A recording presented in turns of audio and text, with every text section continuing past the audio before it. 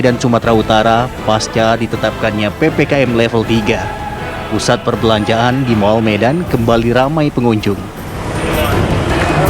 Di Plaza Medan Fair, para pengunjung bahkan didominasi keluarga. Didampingi orang tua, nampak anak-anak begitu leluasa menikmati suasana mall. Antusias mengunjungi pusat perbelanjaan bersama anak juga terjadi di sejumlah mall di Surabaya, Jawa Timur.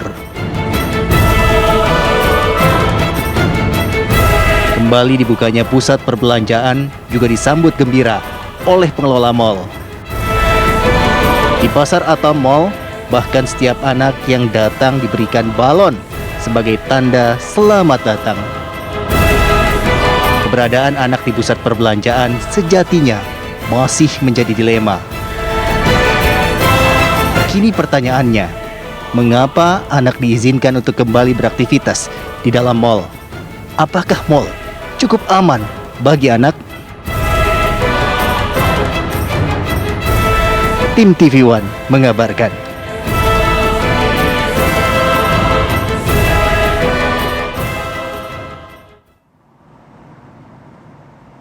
Nah, tadi sudah ada beberapa pertanyaan besar kan. Apakah kemudian pusat perbelanjaan ini cukup aman untuk anak? Kalau kita baca juga judul kita kan, anak masuk mall COVID-19 mengancam. Nah, kita akan langsung tanyakan, ini sudah terhubung bersama kami ada Pak Sodi Haribe Harmadi, Ketua Bidang Perubahan Perilaku Satgas Penanganan COVID-19. Ada juga Bang Roy Mande, Ketua Umum Asosiasi Pengusaha Retail Indonesia dari Aprindo. Dan juga sudah ada Prof. Dr. Hingki Hindra Irawan, dokter spesialis anak. Assalamualaikum, selamat pagi semuanya, salam sehat. Selamat pagi. Salam sehat semua. Salam sehat semua. Ini judul kita besar sekali Bapak. Anak masuk mall COVID-19 mengancam. Langsung saja berarti Prof. Hingki, Anda sebagai dokter spesialis anak, kekhawatiran Anda apa mengenai hal ini? Jadi Maria, kita sudah 1,5 tahun mengenal virus ini ya. Virus ini harus hidup dalam sel. Sel itu saat ini yang membuat virus ini nyaman untuk berkembang biak adalah sel tubuh manusia. Jadi kalau kita tahu status imun kekebalan keluarga kita, jadi yang paling aman adalah di mana kita tahu orang-orang yang di sekitar kita bagaimana kekebalan atau mengandung virus atau enggak. Begitu kita keluar rumah, risiko sudah mulai meningkat. Karena kita tidak tahu status kekebalan, status infeksius seseorang yang berada di sekitar kita. Jadi jangan berpikir yang paling banyak virus itu di mall. Enggak. Begitu kita keluar rumah, masuk kendaraan umum ke tempat yang ada kerumunan, itu meningkatkan risiko kita terpapar oleh virus COVID. Jadi yang ada adalah jangan sampai menurunkan kewaspadaan karena virus ini menunggu kita lengah. Jadi kebijakan yang menyampaikan bahwa anak dapat dibawa ke mall itu bukan mengajak masyarakat untuk membawa anaknya ke mall. Mall adalah tempat berbelanja, bukan tempat rekreasi. Jadi para orang tua yang membawa anaknya ke mall bukan tempat yang tepat untuk berrekreasi. Karena disitulah tempat berkumpulnya orang yang kita nggak tahu status kekebalannya, status virusnya. Orang yang hadir itu kan di mall itu mungkin ratusan ya. Bahkan mungkin ada mall yang bisa sampai menampung ribuan. Kita nggak tahu status mereka. Karena itu dengan membawa ke tempat yang banyak kerumunan itu meningkatkan risiko untuk terpapar. Nah, jadi meskipun ada kebijakan, yang pasti kebijakan itu dibuat oleh orang-orang yang bijak, tapi masyarakat harus smart, masyarakat harus cerdik, masyarakat harus mengamati, masyarakat harus belajar dari pengalaman yang telah kita alami selama 1,5 tahun ini, baik di Indonesia, di kota kita, atau di luar negeri. Jadi bagaimana risiko meningkat apabila ada kegiatan yang melibatkan kerumunan orang. Karena itu virus cuma ditahan sama masker aja, nggak masuk dia, nggak tertelan, nggak terhisap, mantul dia. Ya kalau kita menutup masker dan memakai masker dengan baik dan benar. Kalau kita cuci tangan itu larut si virus itu, mati dia, Tapi nggak Prof, nempel. Ya, tapi Prof, silakan. anak kan terkadang kan agak sulit ya dihimbau untuk selalu mengenakan maskernya, sulit ya untuk dihimbau agar tidak sering-sering memegang sesuatu yang ada di sekitar dia, kan begitu Prof. Karakter anak kan seperti itu kan. Betul. Jadi saya sampaikan bahwa kebijakan dibuat dengan persyaratan yang ketat sebetulnya. Karena kan yang dibaca cuma judulnya aja, anak boleh dibawa. Tapi kan persyaratannya yang panjang lebar itu nggak pernah disimak. Nah sekarang kita secara bijak, para orang tua itu merasakan siap nggak untuk dengan kebijakan yang ketat itu. Kalau nggak siap, Ini dia nggak perlu dibawa ke mall. Kalau mau dibawa ke taman yang luas, yang sinar matahari. Tapi kalau nggak perlu dibawa ke mall, nanti orang tuanya jadi nggak jadi belanja ke mall nanti, karena kan kepikiran anaknya di rumah, ditinggal, kan begitu kan? Saat ini semua dapat diselesaikan dengan gadget, dengan HP, dengan smartphone. Mau belanja apapun bisa pakai handphone, mau makan apapun bisa dengan handphone. Coba sekarang apa yang Tapi harus kadang dibeli begini, dengan Prof. handphone? Ganti Bukan- suasana, Prof. Iya. Ganti suasana. Bukan mungkin, hanya Prof. belanjanya, tapi cuci matanya itu loh.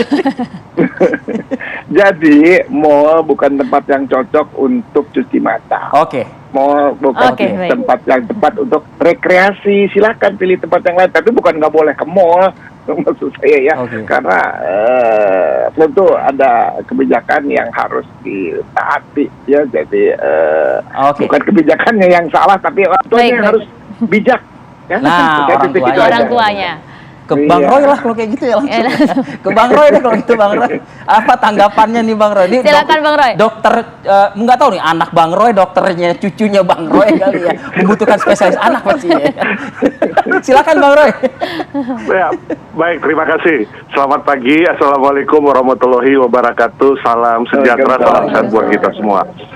Ya, apa yang tadi Dr. Hinggi sampaikan adalah suatu tindakan preventif ya.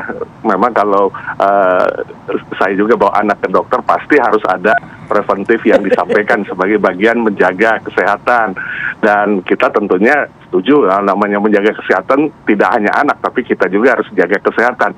Tapi saya perlu memberikan pandangan dan juga sekaligus informasi berkaitan dengan belanja di mall dan juga retail standalone yang sudah diizinkan untuk 5 kota, baru 5 kota ya Mas Adi, bahwa Jakarta, Bandung, Semarang, Jogja, dan Surabaya. Yang lainnya belum bisa. Itu 5 kota sebagai uji coba untuk anak di bawah 12 tahun masuk. Karena apa? Karena satu, ya faktor positivity rate yang kita tahu di kota-kota tersebut sudah mulai melandai. Kemudian yang kedua, ya bahkan Jakarta sudah 1% ya, jadi mudah-mudahan itu makin landai terus. Tapi bukan semangat kita tidak waspada, harus tetap waspada ya. Tetapi dasarnya kenapa bisa diuji coba ketika kami berkomunikasi, diajak komunikasi dengan pemerintah, satu adalah ketika masuk mall itu ada double safety net. Ya, bahkan ada beberapa mall yang triple safety net, kurang apa lagi. Apa yang dimaksud dengan double safety net? Prokesnya tetap, ya, anak juga diukur temperaturnya waktu masuk, ya. Kemudian orang tuanya sudah pasti. Kemudian diminta sanitizer.